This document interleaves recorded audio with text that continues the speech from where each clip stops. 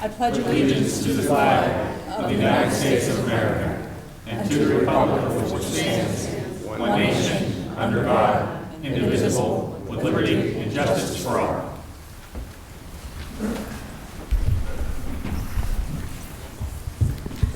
Roll call. Mayor Calabrese. Present. Councilman Petrucci. Here.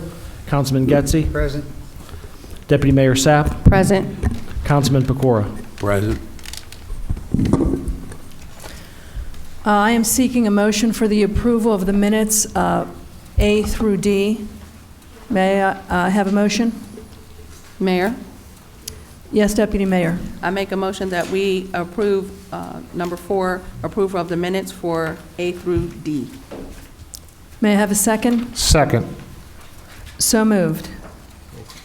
Roll call. Councilman Petrucci. Yes. Councilman Getzi. Yes. Deputy Mayor Sapp. Yes. Councilman Pecora. Yes. Mayor Calabrese. Yes. Good evening. The municipality of Penn Hills has designated this portion of the agenda for public comment for those residents who have signed up a week in advance to address council. Speakers are reminded to stay within the subject matter they have signed up for. Comments are limited to 3 minutes. When your name is called, please approach the podium and speak closely into the microphone so your comments can be heard and recorded. Bill Moots.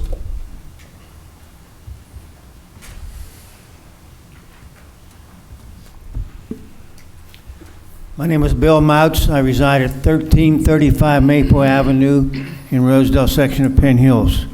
I am here on behalf of the Penn Hills Beautification Committee to show appreciation to the municipality of Penn Hills, especially John Petrucci, for the generous donation of $500 to the Beautification Committee.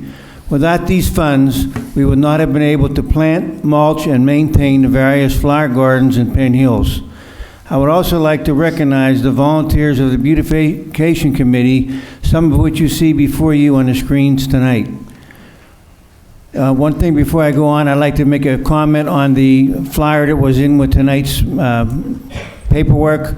There's a slight change on the budget that I had. I had a total of $449.55. We actually spent $500.47. I didn't have that total figure with me until just about a week ago, and I didn't get it in time. I'm sorry about that. We had some expenditures at the Rhode Eye Garden that I didn't realize happened. There were 2 or 3 of us that were buying materials, plants, and so forth from Penn Hills Lawn and Garden, and I wasn't privy to the last few items that were bought.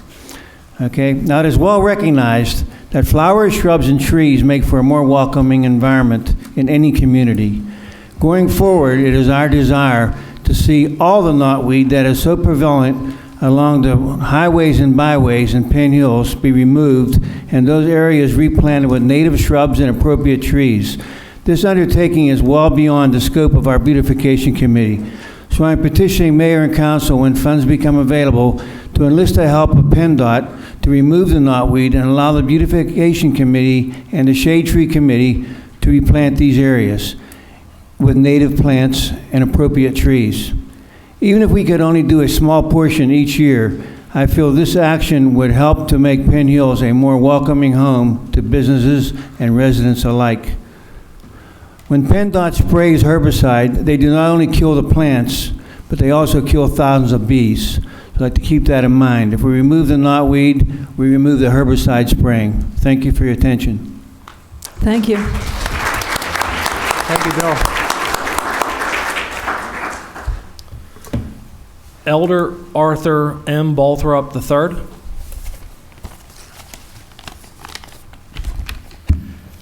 Good afternoon. My name is Elder Balthrop, and I represent Petra Ministry. That's 235 Eastgate Drive, Pittsburgh, Pennsylvania. I'll be brief. I was here a couple of months ago in regards to getting East Hills Drive renovated. And we met, since I was here last, we met with the city, and they have just reconfirmed the fact that they are totally committed to maintaining that road and to make sure that it's safe travel. One thing that has been very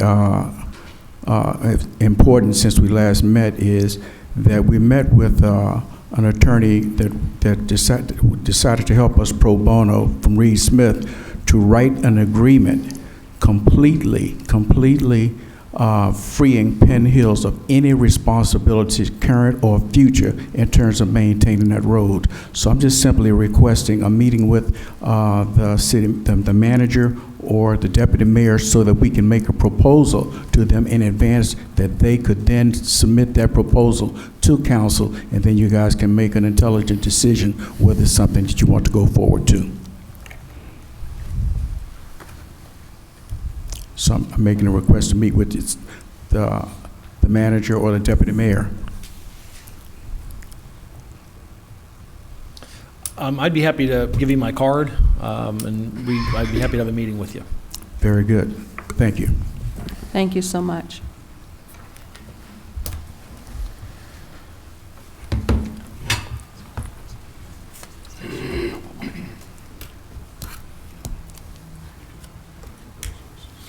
That's my direct number. It's 1084. So just reach out to me.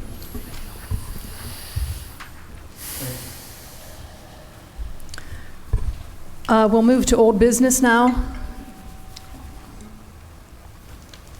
I call for a motion for number 6, removal of Tyler Tomasino from the Economic Development Committee. May I have a motion? Mayor, Yes, Deputy Mayor. I make a motion that we remove the removal of Tyler Tomasino from the Economic Development Committee effective January 13th, 2020. Is there a second? I second. So moved. Public comment?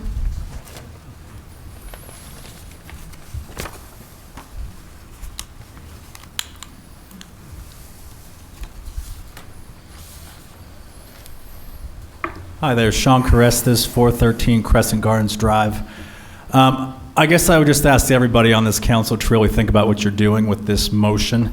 It sets an extremely dangerous precedent in my eyes, and quite simply removing somebody due to negative campaign materials. Now, I know I received negative campaign materials this past election cycle from both the mayor and Councilman Petrucci. So I would ask, are those motions going to be next to remove these two public servants as well? This just feels like retribution. Tyler does so much for this community, and I would really ask you all to consider what you're doing for the future of our community with this vote. Thank you.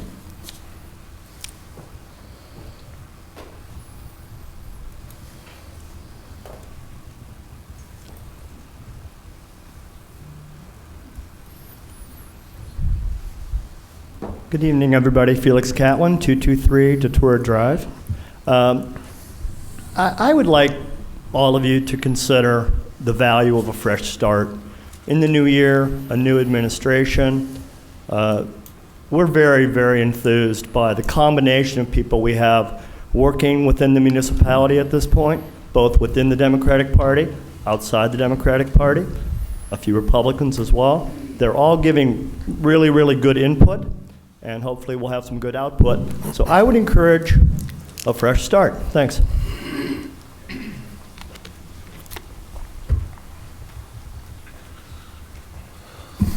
Jerry Cippinelli, 921 Cimarron Drive. Madam Mayor and Council, this is most important that this type of goonies and Facebook and public disgrace to our mayor, our legislator, myself, Councilman Pecora, yourself, and Deputy Mayor. To insult person in this public forum was terrible. I was highly insulted. Of course, they tried to crucify me in August for a fake gun charge.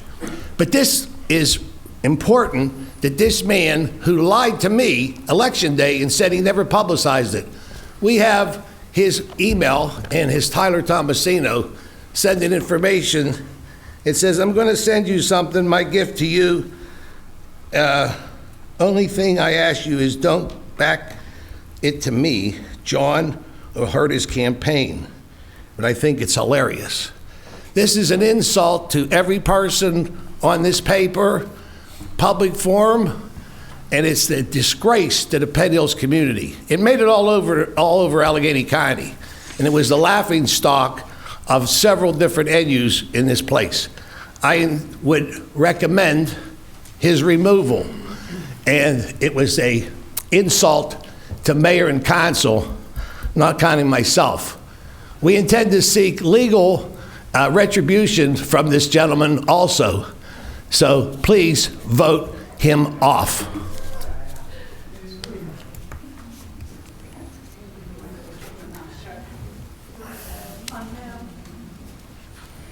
Becky Finoletto, 232 McAllister Drive. Up until a few days ago, I would have agreed that Mr. Tomasino should have been given a chance. Quite frankly, with all due respect, the political flyer didn't, it was politics. It was crap. It was inappropriate, and it was lousy, but it's politics, and it's Penn Hills politics, and we get down and dirty in Penn Hills, sad to say. However, more recently saw a public comment Mr. Tomasino made about our chief executive, Mr. Fitzgerald.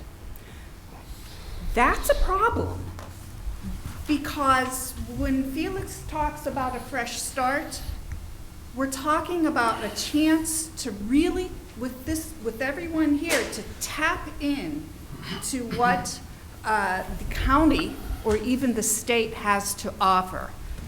And if we have the head of the Economic Development Committee insulting Mr. Fitzgerald in a public forum, guys, that's a problem.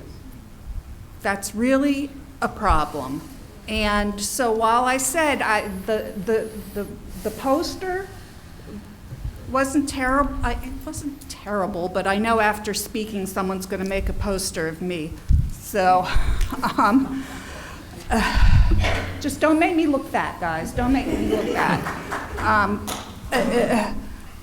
I think that's the reason we need to move forward. We need a fresh start, but we need it with someone who has the maturity to know how to use social media properly, who has the maturity to say, hey, you know, I have my personal comments here, but this is how I'm going to project myself in public.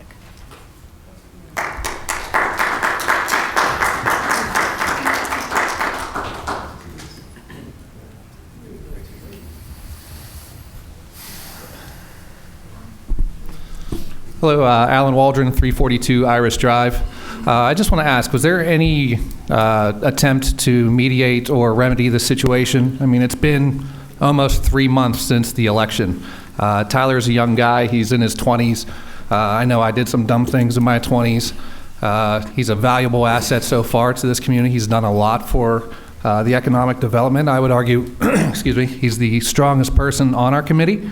And I would hate to lose an asset like that over, you know, something silly he did and a mistake that was made. In any professional setting I've ever been in, whenever there's differences between two people, there's usually a mediation process. You know, I think it would be worthwhile for either the new mayor Calabrese or municipal manager Scott Andrachak to sit down with the deputy manager and Tyler Tomasino, work this out, have a discussion, and set some expectations for Tyler's behavior. I don't think that's an unrealistic ask. I think it would be wise for the council to either table this discussion for the next meeting or vote it down and have this discussion with Tyler. I think that's just the professional thing to do here. Thank you.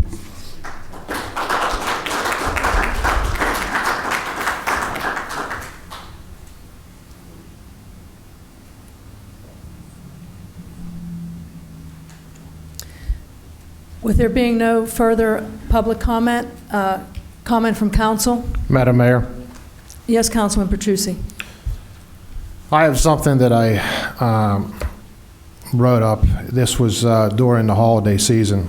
This has been a topic that's been going on for some time, so Basically, I wrote this up during the holiday season, so when you hear the first two lines, that's why I wrote it.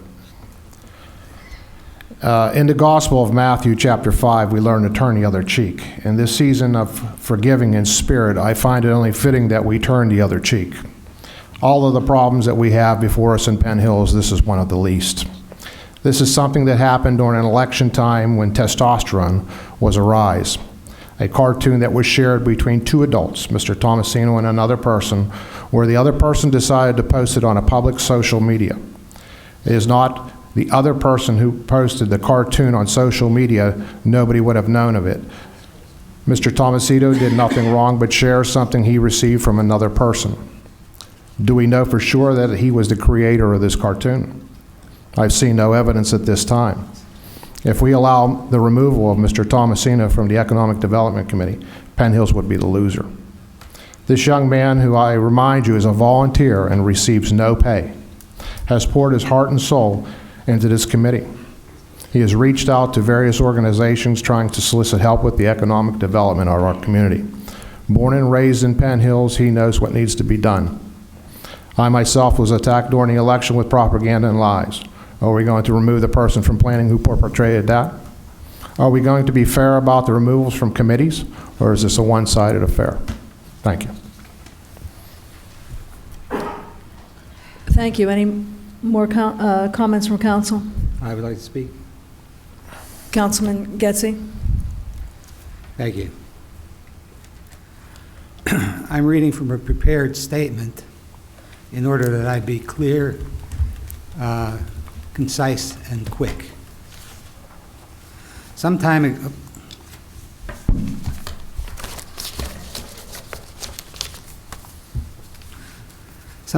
a graphic cartoon was posted on social media which depicted you, Mayor Calabrese, Deputy Mayor Sapp, and Councilman Pecora in an unflattering way.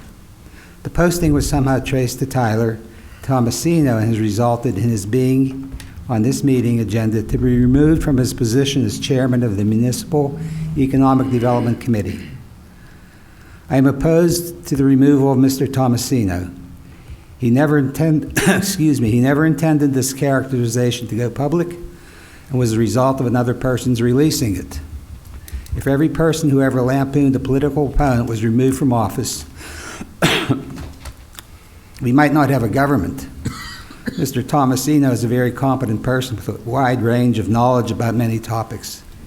He is what everyone says we need, a young, ambitious person, interested in community issues and willing to serve in a position of benefit to Penn Hills. This is volunteering to serve his community on his own time and without pay. I have been to several of the committee meetings and was favorably impressed with his leadership abilities and understanding of local conditions. He also researches potential opportunities for economic development projects and is active in following through his leads. He is the person everyone wants in their town. Unfortunately, the posting has seriously offended sitting members of council to the point of wanting him removed from his position. Recall that he did not intentionally post that graphic. It is understandable that the persons depicted are upset. But let me remind you that the past council caused many people to leave a meeting hurt, angry, frustrated, and with no recourse to have their cases promoted. This included scoldings, interruptions, dismissal from the podium, and threats to be escorted from the council room. The right to free speech in a civil hearing were repeatedly violated, with no one on council ever speaking up to defend them. But now council has the power to remove a person for a graphic cartoon. Is this more serious than the behaviors I have just described? I am not asking you to forgive and forget. I'm asking that you take the high road, set aside your anger. For the good of the community, it's over and retribution will not be forgotten. Just set it aside and not drag the situation into the new term. I believe this would be more acceptable to the public than ongoing grievance fallout. Let's begin with a positive attitude. It's your call. Thank you, Councilman Getzey. Any more comment from council?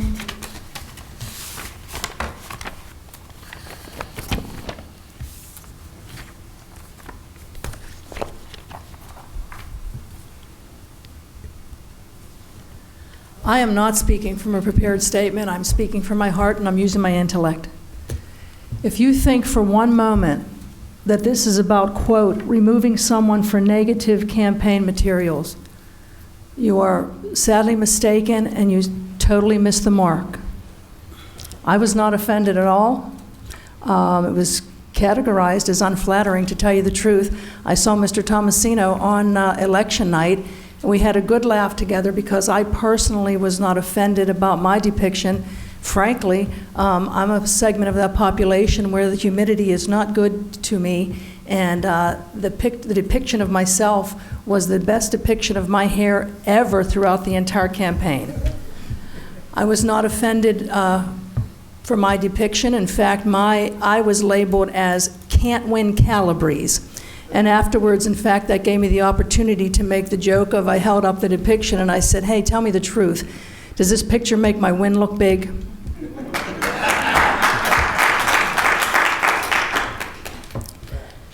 Having said that, this is not about negative campaigning. I'm a big girl. I knew what I was getting into. I absolutely was fair game. Fair game all across the board. But to me, nobody knew how the election was going to turn out. And when you don't know that, but we did know this. Councilman Pecora won on both tickets. So he absolutely was going to be someone that everybody on every committee would have to work with. We absolutely knew the Deputy Mayor Sapp was not up for re-election. So to me, that showed a lack of maturity, professionalism, and judgment. And please, for 1 minute, let's not kid ourselves and say we don't know who did this. We all saw the text message that said, just make sure this is not traced back to me. And let's all make sure that it was stated tonight, this was never intended for the public. Really, that's an insult. When the statement on that text said, this is a gift, do with it what you will. And of course, the purpose was for it to be publicly disseminated. And the purpose of it was there was an individual on there that had a gun in their hand. The purpose of that depiction was to give a very negative implication for all the individuals on that depiction. There was vulgarity in there directed to the deputy mayor, who I think has shown the utmost intelligence and professionalism throughout. To me, is this a volunteer position that that was at stake? Absolutely. But this is a quasi-professional position. To me, this is tantamount to insulting your employer and then saying, hey, let's work together. Still, I recognize his value, and there's nothing that says he can't continue to work with the Economic Development Committee. He just can't be the head of it. If you truly are invested in this community, let's do it.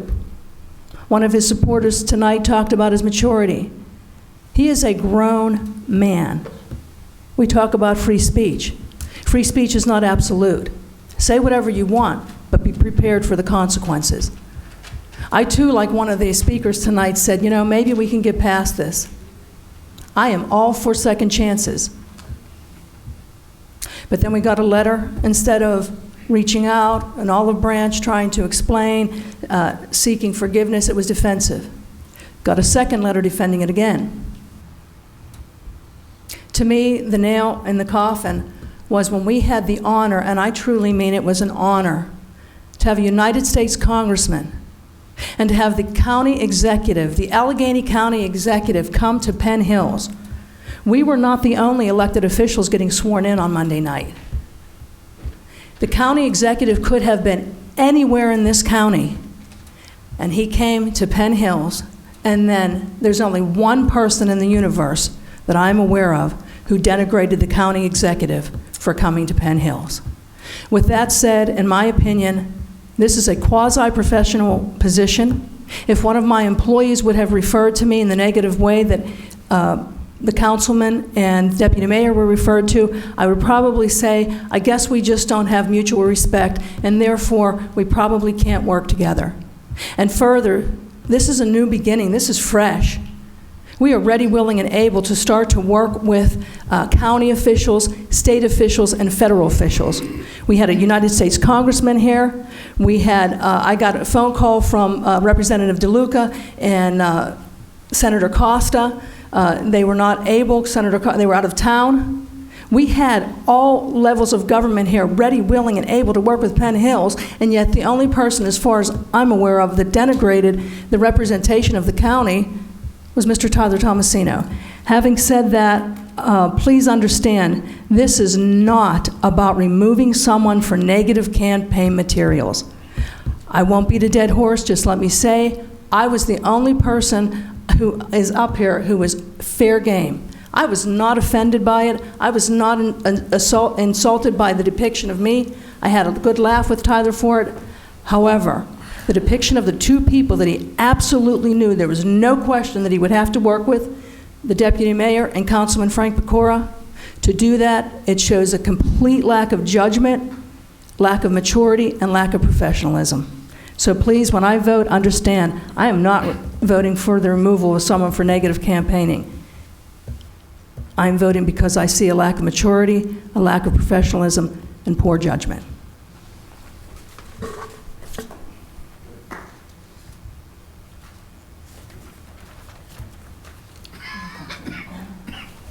Roll call. Councilman Getzey. Roll call. Councilman Getzey. I do not want Tyler Tomasino removed from the committee. Deputy Mayor Sapp. Yes. Councilman Pecora. Yes. Mayor Calabrese. Yes. Councilman Petrucci. No.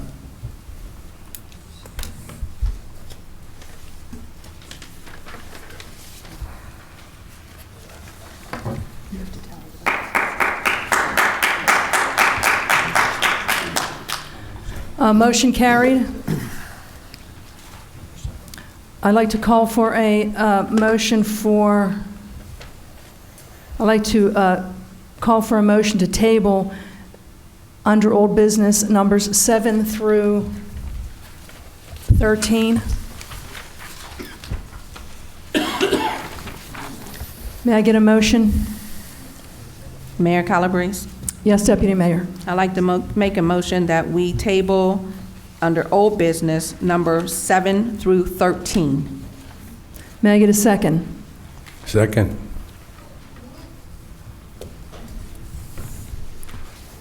Mayor, there's no discussion on a motion to table, so we'll go right to a roll call vote. Deputy Mayor Sapp, on the motion to table? I'm sorry. On the motion to table? Yes. Councilman Pecora? Yes. Mayor Calabrese? Yes. Councilman Petrucci? No. Councilman Getzey? No.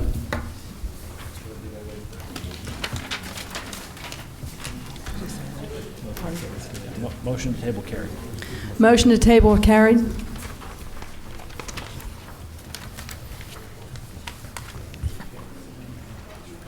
I'm just going to do A.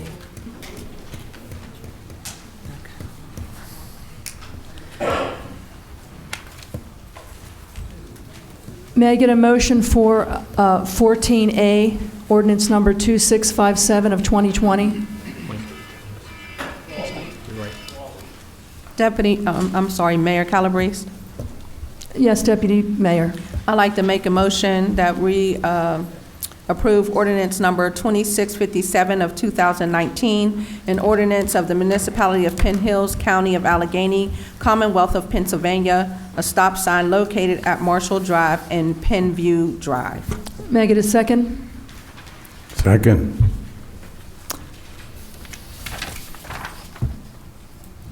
Any comments from the public? Any comments from council? Mayor, it is actually 2020, as you recognize there was a typo in the agenda. It's correct on the actual ordinance. Okay, let me re-say that. I make a motion that we approve ordinance number 2657 of 2020. an ordinance of the Municipality of Penn Hills, County of Allegheny, Commonwealth of Pennsylvania, a stop sign located at Marshall Drive and Penn View Drive. It's already been seconded, so you can go to a vote. Okay, so roll call. Roll call. Mayor Calabrese? Yes. Councilman Petrucci? Yes. Councilman Getzey? Yes. Deputy Mayor Sapp? Yes. Councilman Pecora? Yes. Motion carried. I'd like to call for a motion for ordinance number 2663. May I get a motion? Mayor Calabrese. Yes, Deputy Mayor Sapp. I make a motion that we approve ordinance number 2663, an ordinance of the Municipality of Penn Hills, County of Allegheny, Commonwealth of Pennsylvania, no parking on Glenfield Drive. May I get a second? Second. Public comment?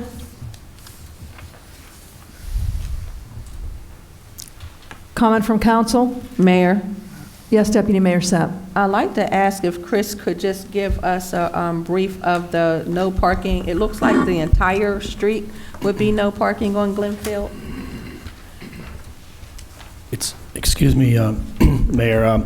In the past, there have been times when when I was asked to prepare a map, and I'm sorry for the late, this was not in your packet. Councilman Getzey contacted me over the weekend and asked me to explain the no parking variance further. And I believe Sergeant McGuire, he would have had a map in there, but he didn't think it was particularly necessary in this case. But it's not the entire street of Glenfield.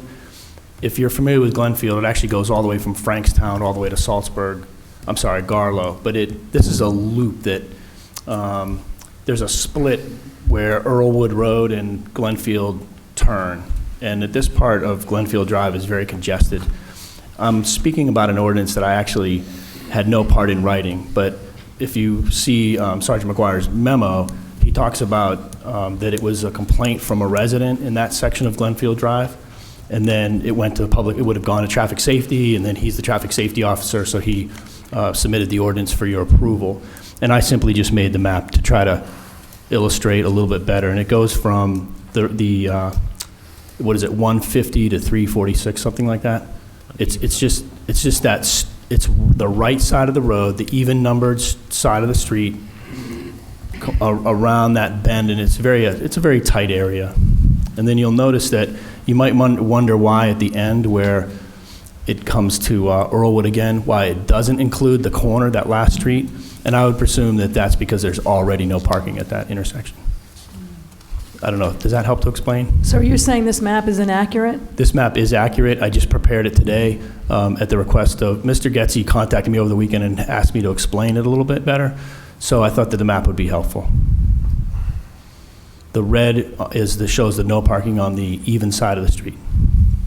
The address is from 150 to 346, I believe, something like that. So even the straightaway is problematic? Yeah, like I say, I can't actually speak to the problem there. I just know that what happens is somebody complains, and then it goes to the Traffic Safety Committee. They go out and review it.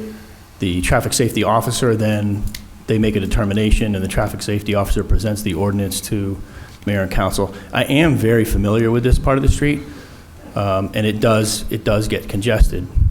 But I didn't bring it forward, and I didn't speak to it. I'm only speaking to it tonight because I made the map.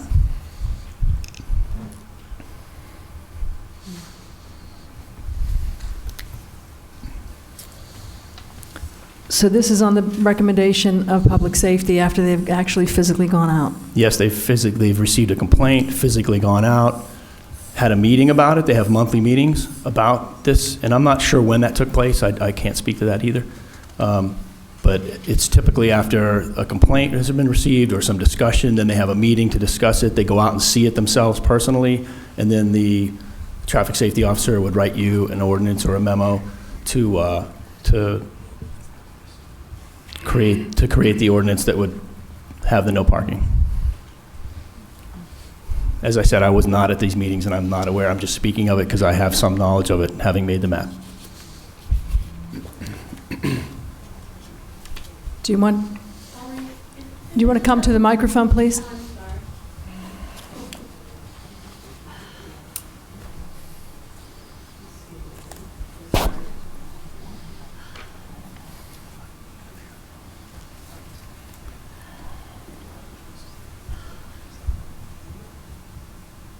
Jean Meyer, 167 Crescent Hills Road.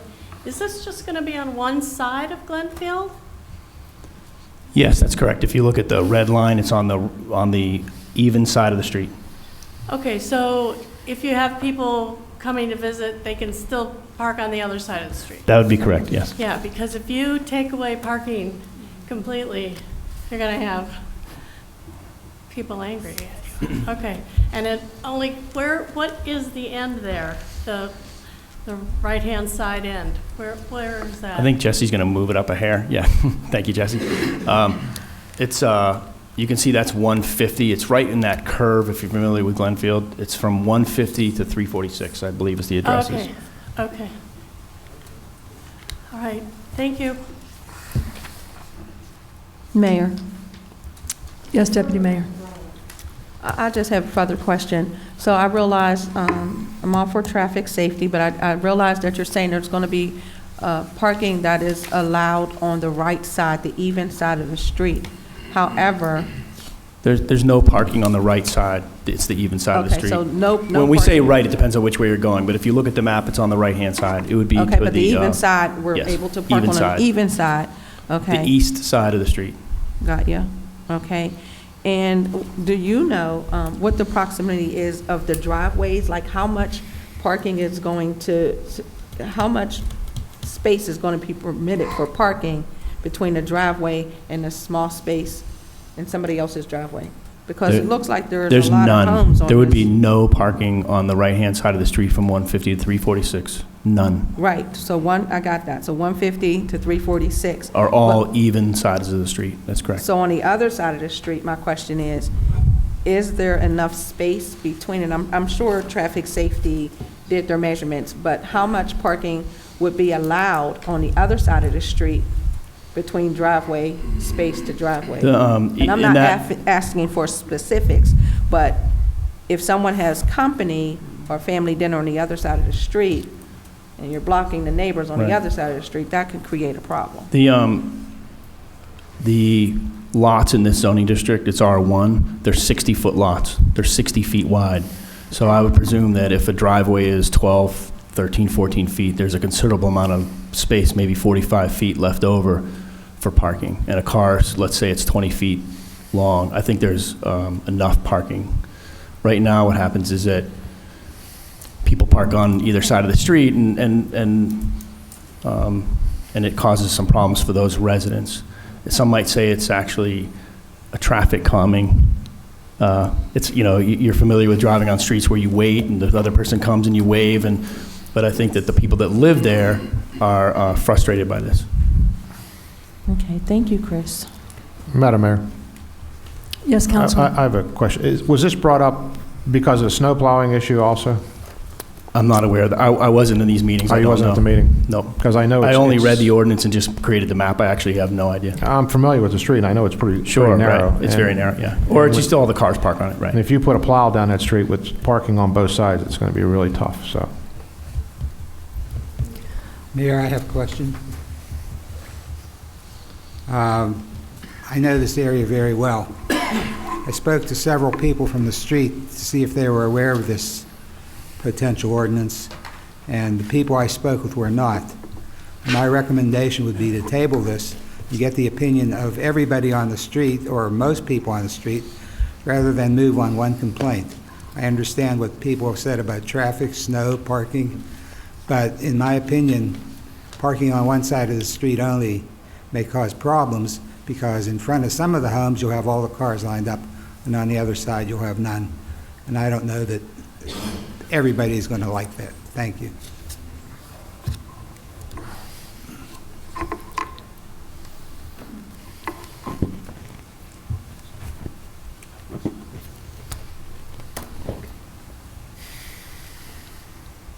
Having heard from Councilman Petrucci, I will make a motion, but since you're here, let's hear from you. Okay. I just happen to live on Glenfield, Dolores Vignovich at 192.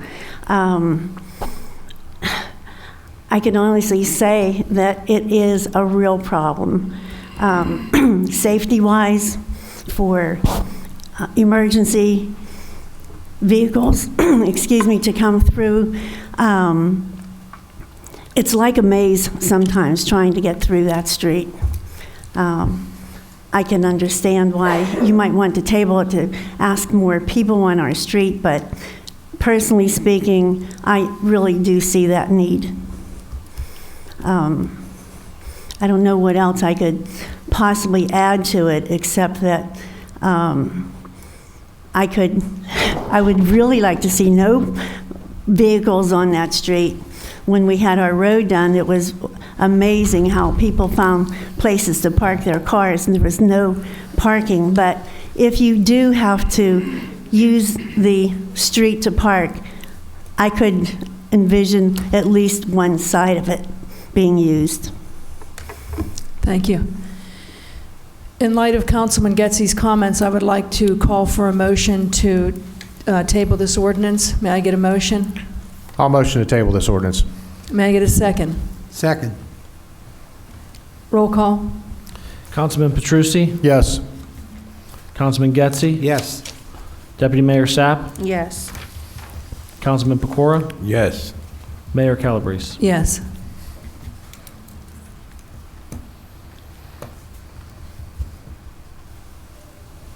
The motion is carried.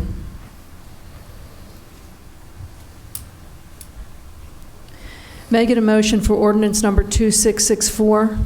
Deputy Mayor, I'll make a motion to approve ordinance number 2664 of 2020, an ordinance of the Municipality of Penn Hills, County of Allegheny, Commonwealth of Pennsylvania, amending ordinance number 2491 of 2016, and revising the schedule of fees and for permits, sewer charges, and development application review, public hearing charges, printing charges, and other municipal fees. May I get a second? Second. Public comment?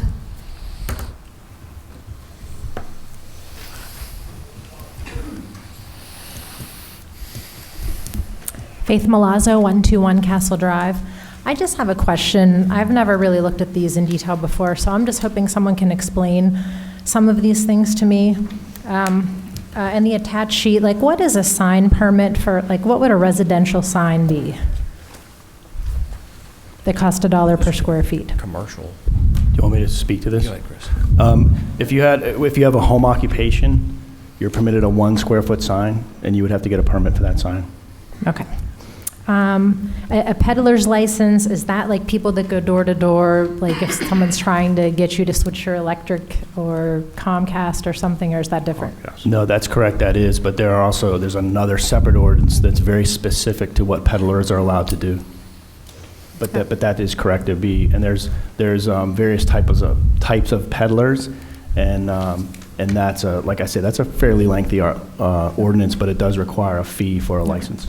So basically, if someone comes to your house, whether they're trying to get you to switch your electric company, your cable, you can ask them, and I know you can ask them, but if they said they haven't paid any sort of fee, then they're not legit. Is that accurate or not necessarily?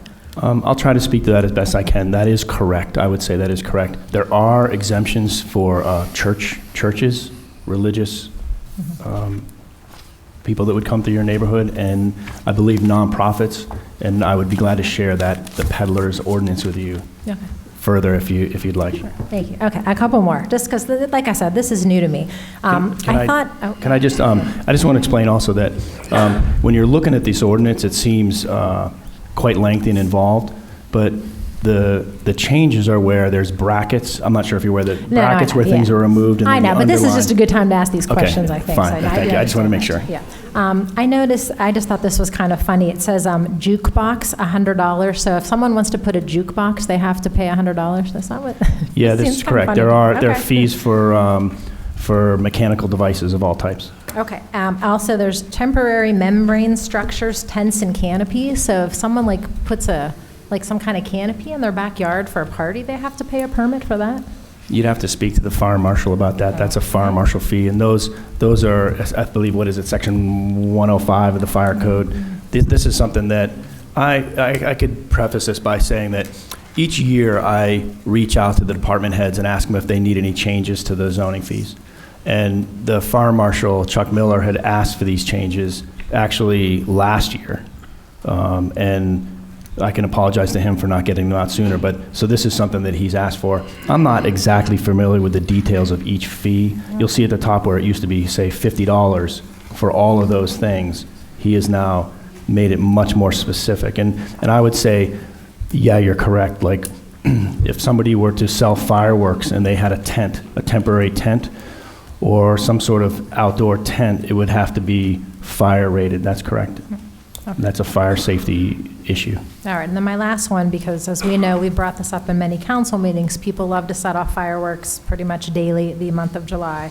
I see a $70 fee for pyrotechnics. So does that mean if and I wouldn't do this, but if I would set off fireworks, I need to pay $75? I'm hoping the answer is yes, because I'm not a fan of those neighborhood fireworks. But I believe if you wanted to light off fireworks, that is correct. You would have to pay $75. But typically, this is not an individual. This would be something like Longview Country Club, okay. Something like that. The country clubs, places where it might be more appropriate to have fireworks, the Okay. space, but All right. not at your single-family home. Okay, thank you. Sure. I think you'll see the bulk of this, if you look through the ordinance, is the fire marshal's suggestions. The other part that's important is the library. It clarifies some of the library rooms, some of the what the fees are for the library rooms. It's basically the same, but if you're familiar with the library, there's a room that's split down the middle. So I think originally you were expected to pay $50 regardless of what room you used. Now they're saying no, it's more reasonable to charge a lower fee if you're only getting half the room. The other part is that you'll see that there's a fee from $15 to $25 for zoning letters and for no lien letters. The finance department processes approximately 1,500 zoning letters a year. I'm sorry, no lien letters per year. So that's a significant revenue. That's about $20,000. So raising this fee from $15 to $25 at the recommendation of the manager, it creates another $15,000 in revenue, bringing the total to $37,000. And this is for whenever you sell a property, we have to make sure that there's no sewer bills, other types of liens, municipal liens, former loans that the municipality has on those properties. And then the zoning letter, we maybe process about 25 of those, so that's not as significant. But I think it's important to realize that these are people that are selling property, and this is a fee that's really a nominal fee, and it generates a considerable amount of revenue for the municipality. The other thing that you'll see on there, I'm sorry. Go ahead. The other thing that you'll see on there is I've added the $800 fee for self-serve used auto parts, and if you may recall that You Pull and Pay is not a junkyard, it's self-serve used auto parts. They have been paying the fee since they opened in 2017, but I thought it was important to make it clear that we have a junkyard fee. There's two, that's Ace's Junkyard and Summit Salvage, and then this is separate, but they have been paying the fee even though we didn't require self-serve used auto parts or didn't have an ordinance for it. I think that's about it. I just wanted to add, with regard to Chris's comments, it takes a substantial amount of the administrative staff's time, and that's why we had to look at increasing the fees to justify the revenue, the time that's spent in there, because you're not allowed to make money on these types of I apologize. fees. Yeah, that's absolutely correct. Thank you. Right.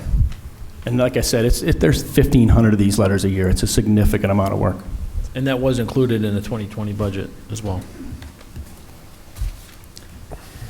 No further public comment? Comment from council. I'm sorry. My name is Bill Matz, 1335 Maple Avenue.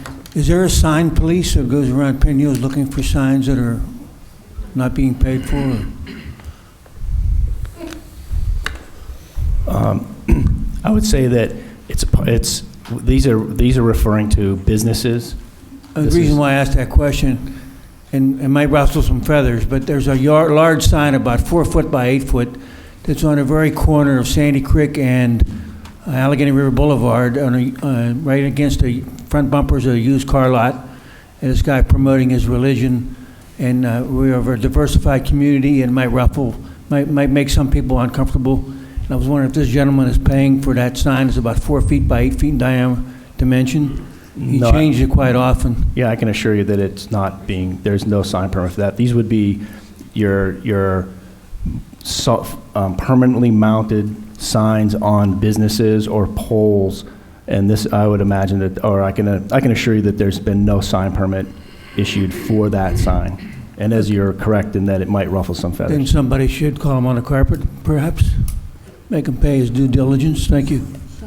There would be, I'm sorry, Mr. Mouts, there would be, it would be an illegal sign. There would be no fee charged. It would have to go.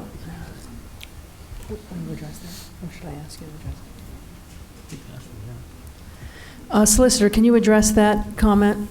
Sure. My comment to the mayor was that the comment, while genuine, really didn't pertain to the matter on the floor, which was the adoption of the ordinance revising the fee schedule for the permits, as opposed to a specific sign in general.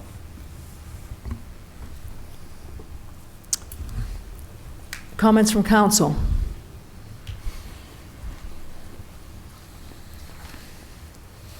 Roll call. Councilman Getzey, Yes. Deputy Mayor Sapp, Yes. Councilman Pecora, Yes. Mayor Calabrese, Yes. Councilman Petrucci. Yes. May I get a motion for resolution number 2019? This is revised. I'm sorry. Let me correct that. May I get a motion for resolution number 2020-001? Mayor, Yes, Deputy Mayor. I make a motion that we approve resolution number 2020-001, granting a modification of the bulk and area regulations of the conditional use approval granted to CMS Housing for the construction of a 52-unit apartment building for senior housing at 5785 Salzburg Road, lot block number 447-P182. May I get a second? Second. Public comment?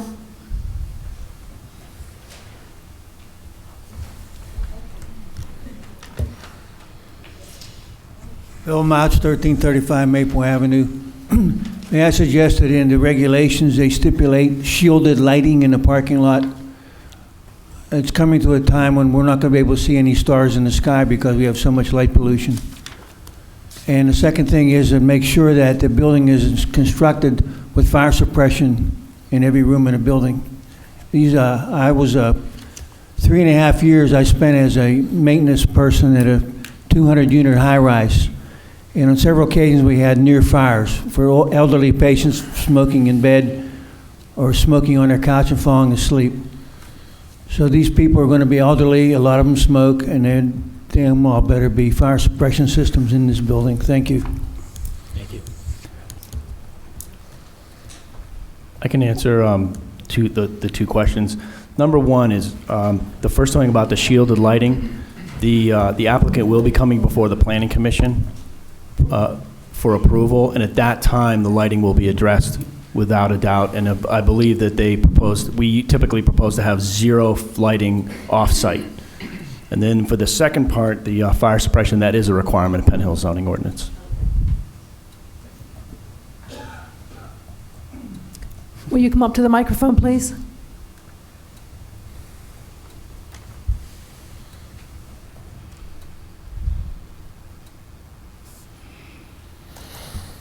Christine Miller, 109 Garlow Drive. I visited one of these homes in Plumboro, and I understand this gentleman, Mr. Rodriguez, has many buildings over western Pennsylvania. Jim Getzey and I visited with a resident there, a couple residents, who were unhappy with several of the safety features or lack of safety features there. and problems with leaks that went from the top floor down. We visited with a man who had to be put up in a, excuse me, a hotel in New Kensington because his leaks were not taken care of in a orderly manner. I would be very cautious of this developer and see the code really sticks to everything they should be doing here, because I think the developer is a little shaky, like me. So I would keep an eye on things as they develop there. And the apartments, we visited, my husband and I, a one-bedroom apartment, which had a large closet, but was very, very small, especially the kitchens. They're very dark. They have black refrigerators. They have dark cabinets. It's just not conducive to a bright existence. That's all. Mayor, Thank you. if you don't mind me speaking, Mr. Rodriguez is here tonight. He's prepared to speak if you need him. But also, I want to point out that this conditional use was approved in February of 2019. It's already been approved. And part of the zoning ordinance requires 17 conditions for the approval of conditional use for senior citizen housing. One of them is the suppression system that Mr. Mounts talked about. What we're here tonight is, this is a modification. Number 14 says that a conditional use for senior citizen housing has to meet the bulk and area regulations of the zone that it's located in. This is located in the R1 zoning district, which allows a 5-foot side yard and a 35-foot building. Now, mayor and council can provide relief from the bulk and area requirements, and as a concession, they've offered a 50-foot side yard and a 48-foot height. So we're going from a 35-foot height and a 5-foot setback. They're requesting to have 48 feet. They'd like to make the building on a smaller footprint, more compact, and another floor. But I just want to point out that I respect Mrs. Miller's comments, but tonight you're not approving the conditional use of the senior citizen housing. You're simply allowing them to really build a more efficient building. I just want to point that out. It's a minor modification. That's correct. It's a minor modification. And as the chief zoning officer, I determined that it was a major change to a conditional use and asked them to come back here. But at the previous hearings before the Planning Commission and mayor and council, there were actually no comments from the audience. We are aware of Mrs. Miller's concerns, and I spoke to the same people that gave those complaints that she discussed. But I just want to point out, as the solicitor says, that this is just a minor modification to an already approved conditional use, and following your approval, this will then go on to the Planning Commission for site plan approval. And they'll still have to meet the building code standards. That's correct. And we're going to hold their feet to the fire. May I address That's the correct. situation, Mayor? Mayor, may I address this? Just one moment. Let's make sure, Councilman Getzey, that we're not, are there any more comments from the public? Comments from council. Councilman Getzey? Mrs. Miller mentioned that we had visited the gentleman whose name I can't recall. You remember? Ziegler, John Ziegler, yes. Back early last year. And I understand what you're saying, Mr. Blackwell, about this having been approved. And I'm going to make a recommendation to this issue, although it's not related to the condition of the building or the improvements of the building, is that based on what I heard, the management is not done very well and there are safety issues. And my only recommendation is that after this building is constructed, that this municipality, council, oversee and pay attention to the conditions, the management conditions of this property, because the interview we had with this gentleman pointed out some what I consider to be very severe conditions that the tenants had to live under. One of them being if you made 3 complaints, you would be evicted. And the gentleman we spoke to had water damage in his kitchen, and it took them 7 months to repair that. He stayed at his own cost at the Quality Inn Motel because I believe they didn't want him to come back, but he did go back. I spoke with him 2 days ago regarding this issue. And I just would like to make sure we have oversight after the building is built. Absolutely.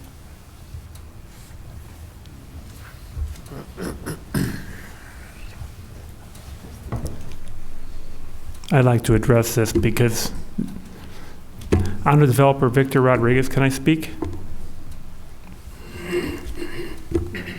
Just a moment.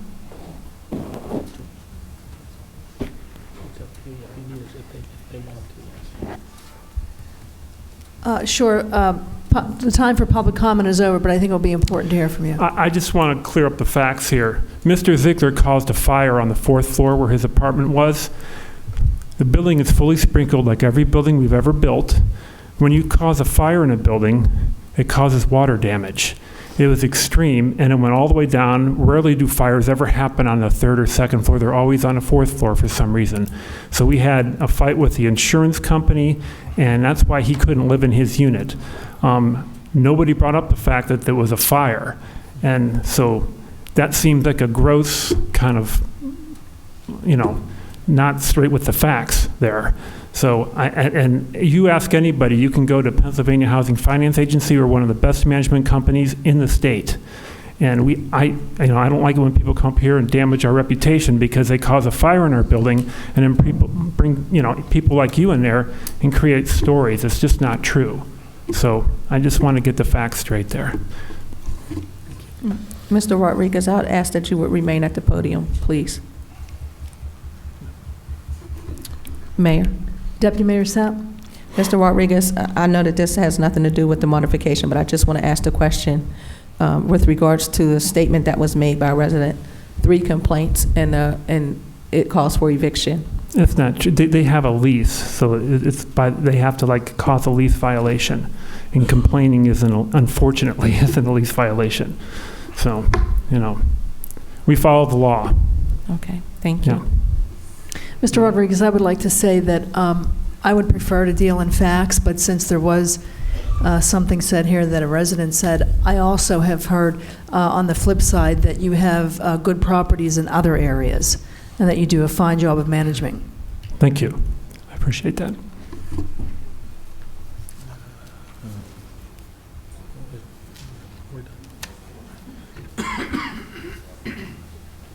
With no further comment, roll call.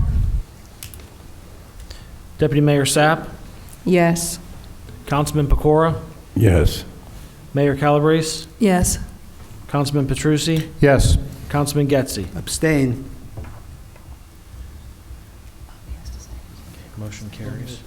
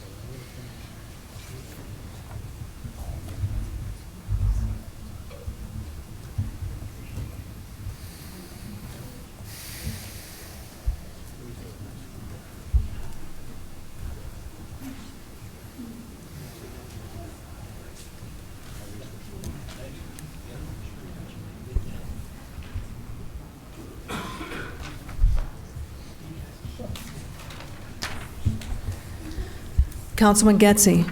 Yes. Are you abstaining because you have a conflict of interest? I'm abstaining because I don't know that, the issue that came before council is not the issue that was raised here by Mrs. Miller and that I addressed. It wasn't with the management, it was with the side yard or something like that. I abstain because I'm not sure that this development should go through unless the issues in the other areas of management are addressed and have some explanation as to why this gentleman had to stay in housing that he provided benefit for wasn't paid for him. His own insurance paid for him.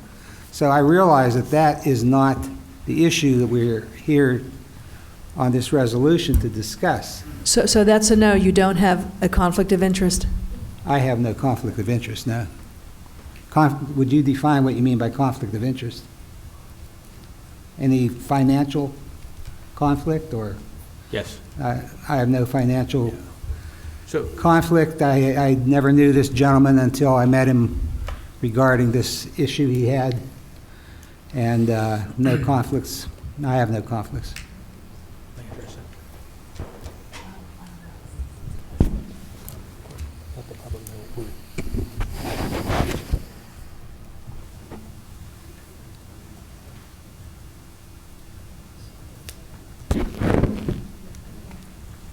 May I ask if there's an issue with my abstaining? So, Mr. Geske, the reason that the mayor... Please? We can't hear you. Excuse me, I'm sorry. Mr. Geske, the reason that the mayor was caucusing with me is because there's a difference of opinion on whether a person can abstain just to abstain, or whether a person must abstain only when there's a conflict of interest. The mayor was taught at her local government training class that a person's only permitted to abstain where there's a conflict of interest. And it's clear that the ethics law, the state ethics law, requires a person to abstain whenever there's a conflict of interest, and that person is then required to place their conflict on the record as to why they abstained.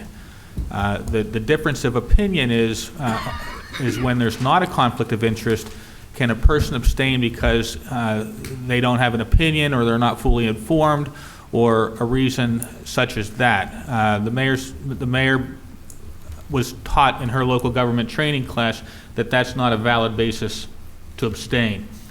I advised the mayor that my research a number of years ago, when one of the communities that I represented posed that question to me, was that you could abstain for no reason, and not just a conflict of interest if you're not fully informed, or if you don't have an opinion on the matter and you feel an abstention is necessary as opposed to a yes or a no. That's my opinion. And that's why the mayor asked on the record whether there was a conflict of interest, because her training was that you needed to have a conflict of interest in order to abstain. And my training is that you don't. I'm sorry, to be clear. So first of all, I hope that you find some solace in that we actually get training.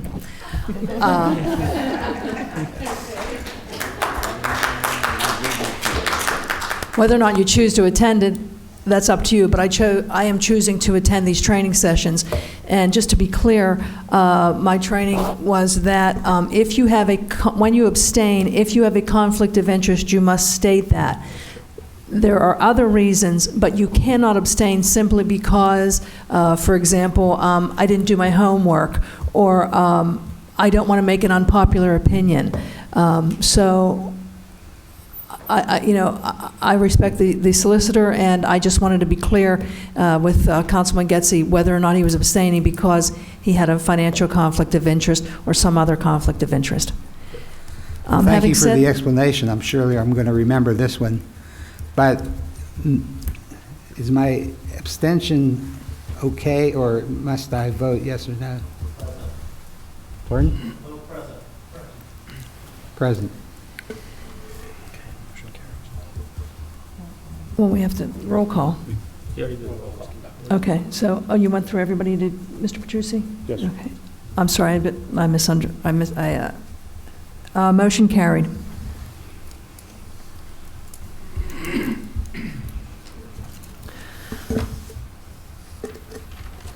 I'd like to call for a motion for resolution number 2020-002. Madam Mayor, I'll make a motion for resolution number 2020-002, authorizing the manager to be the designated official to sign and complete all documents and agreements with the Commonwealth Financial Authority for Pennsylvania Department of Community and Economic Development, H2O grant program.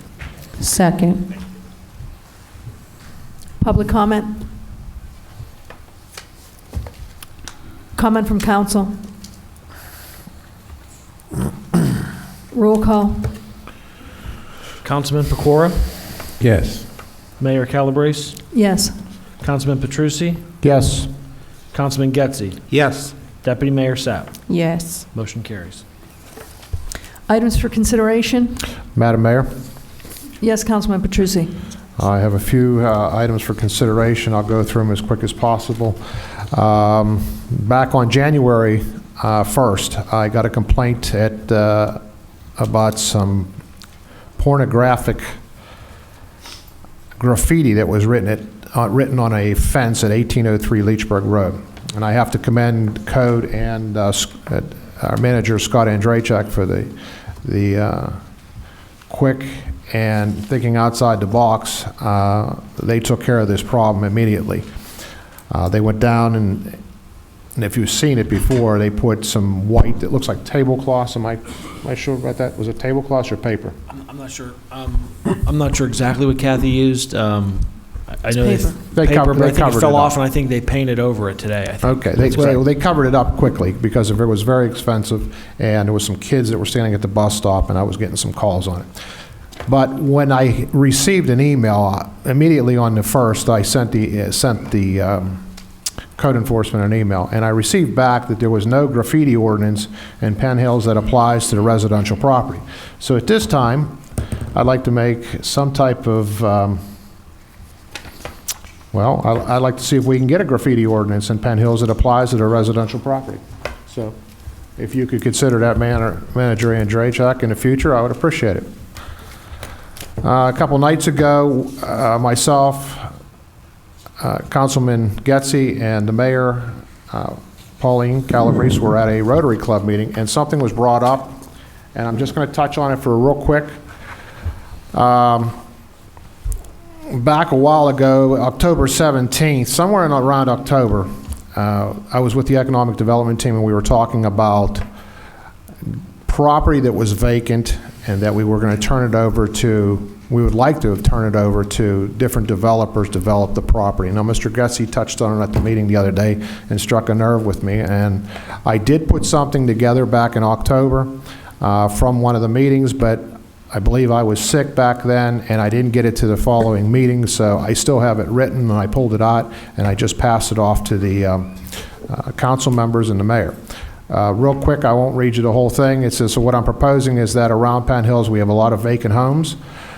These homes and lands are liened by the municipality, school district, and Allegheny County for non-payment of taxes. We must relinquish the liens of the property and give them to developers free of charge so many can rehab the home or build on the land so we may entice families to come to Penn Hills. This would bring that home or property back on the tax rolls and be beneficial to that neighborhood, making it more appealing to buyers. Doing this is also fighting blight in our neighborhoods. I've spoken to the school board president about that, and she is in agreement to relinquish the lanes. This is something that we must do in the community to survive. So we approximately have 64, I believe, homes that we're tearing down in 2020. There's maybe 64 on the list. We typically tear down about 10. About 10. So, Mr. Getzey, there was a builder at this particular function that we were at with the Rotary, and I guess he's going to do a report for you to see what he would need from us to take over the property. I think they're going to have some dialogue back and forth. So that's something that we could look forward to, and maybe we could do something like that. Mr. Andrea? Mr. Councilman, I do want to point out that we do have the vacant property recovery program, which does forgive liens, and that this was, you're talking really, I just want to make it clear that this is, you're talking about large property, commercial property, bigger pieces of parcels, not just the, well, no, not just single family. That would be like a tax abatement, which you're talking about, which we do have one, but it needs to be revised, and the Economic Development team, from what I understand, are revising it. What I'm talking about is, let's take that property at the corner of Hamill and right near the little General. If we could have gave that house to a developer, free and clear, let him rehab the house, we would be further ahead because it would be back on the tax rolls again, and we wouldn't have had to spend $5,000 to $10,000 to rip the house down. We also have what we call I've talked about this before. We have what's called smart sheriff sale in Penn Hills, where Right. we will work with a developer and our tax collector to make that happen. Okay. A final, during the budget hearings back in the end, I believe that we had discussed some of the things that would help us in the near future. As we all know, that the manager makes all the decisions and runs the daily operations of the community. So what I'm going to hand out is a menu of things that could help the budget in the near future. If you notice on the last page when you get it, it says all ideas are contingent on a detailed analysis and if they would be profitable to the municipality. I'd like for him to look these over and hopefully maybe we can come up with something in the 16 items that I had mentioned that possibly could be used in the near future to help us with our budget concerns. Like I said, some of these are going to have to be probably voted on a referendum if we decide to do them. But that's entirely up to the manager if he feels that they're profitable. Some of them will have to be discussed in length. He'll have to advise us which ones are better. Now, some of them don't bring a whole lot of money to the table, but every little bit helps. So, and that's it. I'm done. I would just like to say that when I gave the budget presentation, the last slide was that we should use 2020 to do some data-driven Yes. recommendations on cost savings and whatnot, as we go into 21. So Yes, that's what I took that, and I remembered that, and I figured, let me put some stuff together and give it to the rest of council and see how this pans out. Any other items for consideration? You got highlighted. Councilman Getzey? When I was a candidate, I put out my 10-point plan for community renewal. One of the items I had in there was a revision of the way we run these council meetings. And I'm glad to see today that we let the speakers who had wanted to speak come to the platform first. After reading... Thank you. After reading Robert's rules, I'm not sure if the other issues I raised need to be raised with council, or I can bring them up here as suggestions. Would I have to, since Robert's rules say you can't discuss public business privately with other council people, and my plan to revise these council meetings somewhat different, to revise the format. Do we need to discuss this? Can we do this as a team or as individuals? Or do we have to have an executive session to discuss this?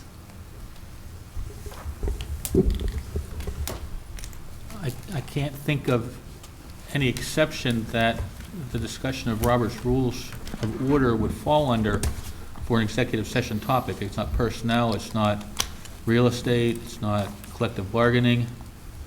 So I think that you would have to do it in public and maybe schedule a workshop meeting, Mayor, or do it at the regular meeting. So you do it on the public floor, Mr. Getzey. Can I give you one example of what I'm talking about? Yes. I recommended that the public be allowed to speak into a portable microphone from where they are sitting instead of having to come up to the podium, which is intimidating to some people.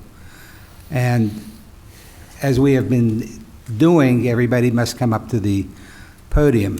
But can we decide that a person could speak from their seat, into the portable microphone rather than coming up?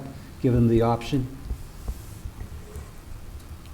I mean, does that have to be a public discussion, or can we just talk about it like at a council meeting? I have other recommendations too, but that's an example. I think, Mr. Getzey, one of the, these are issues that are discussed at the training sessions, and these sessions last all day. We get there at 8:30, and we didn't get out until close to 4 last Saturday. certainly that's something that you can talk about if you'd like, but I just think that a lot of these things are covered in training. Well, thank you, but I don't think that's relevant to what I was talking about. If I could just speak to it, I would say that it's a recommendation we could certainly look into. Obviously, there's a technology piece there, whether we have the capability right now to do it. And then I think we could look to see what the advantages and disadvantages of it are. But it's certainly something we can look into. Thank you. My other issue is on the budget. We had budget hearings. I have to say I wasn't very pleased with the results of that. But on the budget, if citizens have outstanding questions after the budget hearings, how can this be addressed? Can they come to council and restate their questions in council? Or is it a done matter that the manager's decision is what prevails? If I could speak to that, I would say that these meetings, and I hope it doesn't come as a shock, but as it pertains to the budget, I think this is probably not the forum to get the information. If someone participated in the budget hearings, which are for public comment, and they didn't get their questions answered, they could come here at any time and meet with staff. They can meet with the finance director and I, and we would be happy to meet with those individuals and answer their questions. I personally had questions that were not answered at the budget hearings, so can I come and discuss them? Yep. We are available every day from 8 to 4:30. Thank you. Any other reports from council?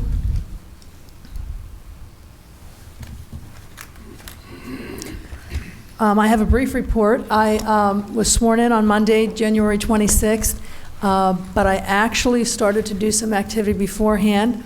Every woman mayor in the country was invited to the White House, and regardless of your political affiliation, I have to tell you it's pretty awesome to be in the White House.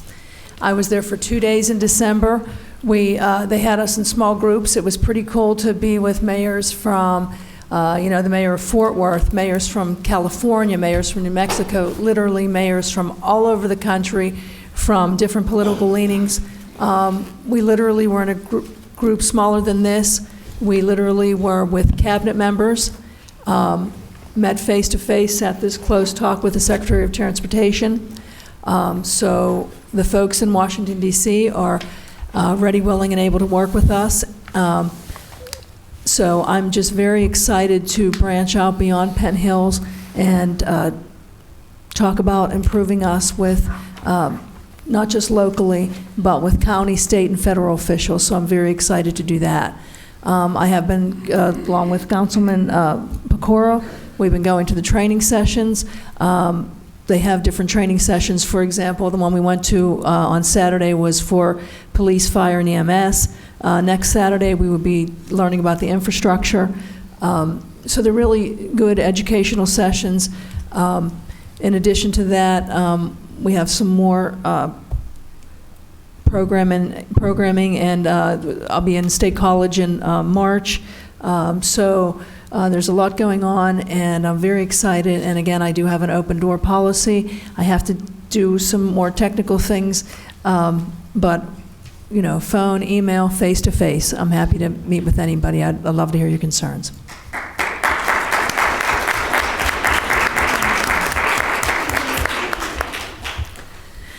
With that said, I'd like to make a motion for adjournment. I'll make a motion to adjourn.